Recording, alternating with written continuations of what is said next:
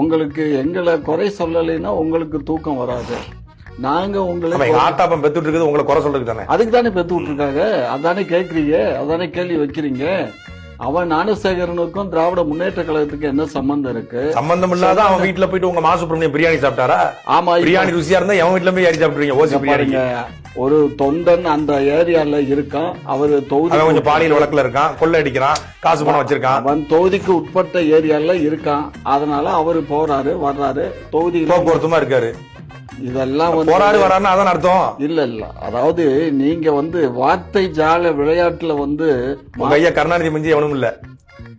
கருணாநிதி அவரு மறைந்துட்டாரு. கனிமொழி எனது மகள், ராஜாத்தி கனிமொழியின் தாயார், அப்படி வார்த்தை ஜாலத்தை போடுவீங்களா நீங்க?